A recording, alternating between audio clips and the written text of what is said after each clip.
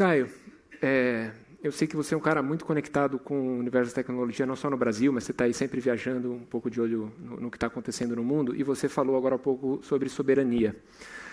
E eu queria que você, de forma didática, trouxesse um pouco para a gente essa visão. Realmente é um tabuleiro essa questão da tecnologia, né? A gente tem, de um lado, a dependência física e material desses países que detêm esses minerais críticos, né? Se a gente olhar para essa geopolítica, a gente vai ver questões China, Brasil, Congo, Chile, Indonésia, Ucrânia com essa grande concentração.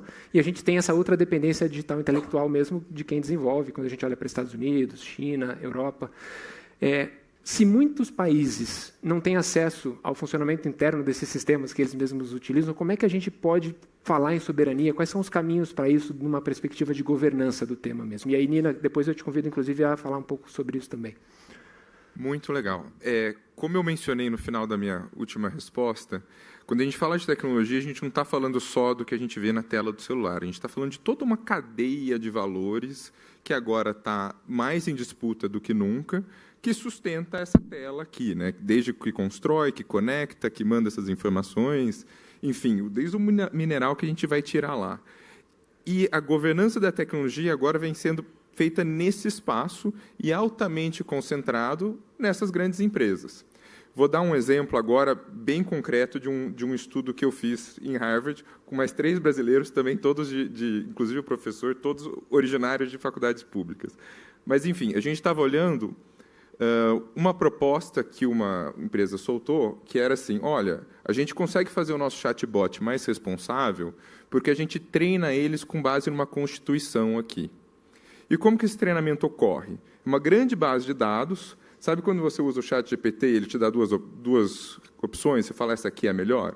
É basicamente isso. São 160 mil iterações onde você tem um princípio, qual dos outputs respeita mais o direito à vida, o direito à privacidade. 160 mil vezes, e isso é apresentado para o modelo basicamente aprende a regra vendo 160 mil vezes iterações. Então, ela aprendeu o direito à vida, o direito à privacidade e tudo mais. E aí a gente treinou vários modelos, ChatGPT, Claude, DeepSeek, Mistral, vários, para ver como que eles aplicam essas regras, ou seja, regras que são constitucionais até, né? E aí, bom, primeiro ponto, era completamente variável, né? As regras, dependendo do modelo, mudavam completamente. E aí a gente foi olhar a bula, cada modelo e cada base de dados tem um documento que dá as informações. A gente foi olhar a bula da base de dados.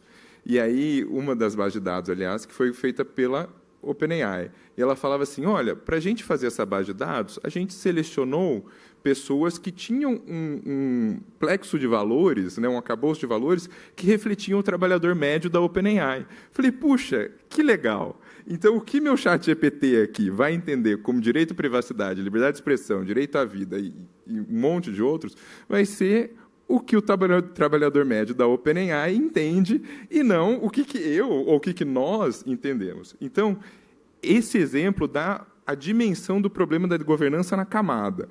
A cada instância, a gente tem essas disputas de poder que estão indo para o ambiente geopolítico. Então, quando a gente vem para o problema da soberania, eu entendo o seguinte, o Brasil é um país extremamente rico em tudo o que se necessita para a inteligência artificial.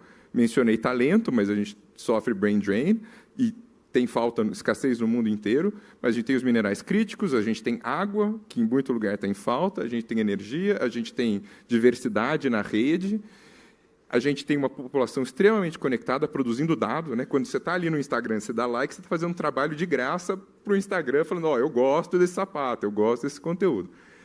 Então, assim, quando a gente chega na soberania, é pensar que a gente quer ser colônia, a gente vai produzir tudo que é recurso crítico para um serviço que está lá fora, ou a gente vai começar a imprimir os nossos valores em todos esses lugares. Tá bom, a gente vai minerar terras raras. Em que condições? Quais serão as populações afetadas? Né? O que a gente vai trocar? Qual que é o desenvolvimento? E em cada camada disso. Então, resumindo, soberania, para mim, a tecnologia chegou, ela é transversal, ela é transformativa, a gente tem o paradoxo, né? A gente quer o desenvolvimento, mas a gente não pode entregar a nossa alma, entendeu? A gente precisa pensar em tudo isso da perspectiva do interesse nosso.